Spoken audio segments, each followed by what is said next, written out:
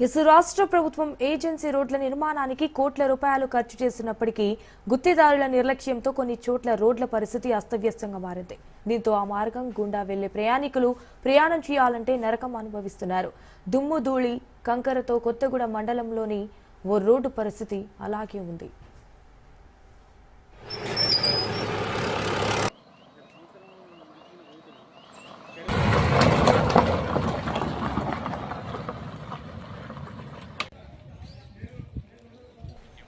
రాష్ట్రంలో కాంగ్రెస్ అధికారంలోకి వచ్చి ఏడాది దాటింది. ఉమ్మడి కొత్తగూడెం మండలానికి మంత్రి సీతక్క ప్రత్యేక శ్రద్ధ చూపి దాదాపు 200 కోట్ల రూపాయలతో అభివృద్ధి పనులను తెచ్చారు.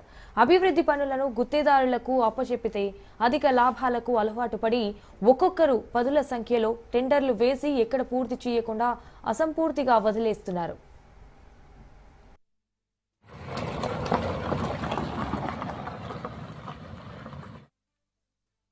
కొత్తగూడ గంగారం మండలంలోని ప్రజలు నిత్యం మహబూబాబాద్ జిల్లా కేంద్రానికి వెళ్లడానికి ఉన్న ఏకైక మార్గం గుంజేడు రహదారి. ఈ రహదారికి గుంతలు పడి ప్రయాణికులు ఇబ్బందులు పడుతున్నారు.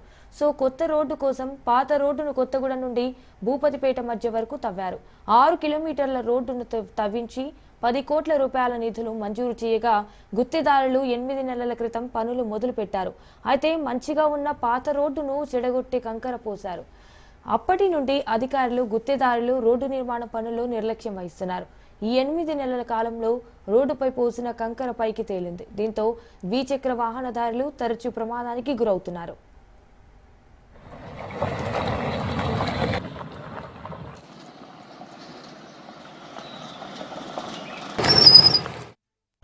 మరోవైపు గుంజేడు గ్రామంలో రోడ్డుకి ఇరువైపులా ఉన్న ఇల్లు దుమ్ము ధూళితో పేరుకుపోతున్నాయి. అంతేకాక దుమ్ము ధూళితో కూడిన గాలిని పీల్చడం వలన ఆ గ్రామంలోని వృద్ధులకు పిల్లలకు శ్వాస సంబంధిత వ్యాధులు వస్తున్నాయని గ్రామస్తులు ఆగ్రహం వ్యక్తం చేస్తున్నారు. ఇక ఆటో డ్రైవర్లు అయితే తాము సంపాదించే దానికంటే రిపేర్లకే ఎక్కువ ఖర్చు అవుతుందని ఆవేదన వ్యక్తం చేస్తున్నారు. అటు పంట చేనులపై కూడా దుమ్ము పడుతుండటంతో పంట దిగుబడి తగ్గుతుందని రైతులు వాపోతున్నారు.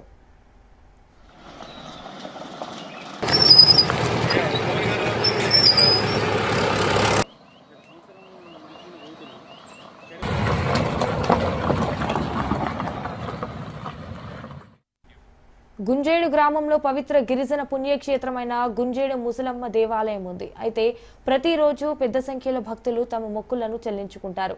రోడ్డుకు ఇరువైపులా భోజనాలు చేస్తుంటారు. అయితే ఆ టైంలో వాహనాల రాకపోకలతో తాము తినే భోజనాలలో దుమ్ము పడుతుందని భక్తులు ఆగ్రహం వ్యక్తం చేస్తున్నారు.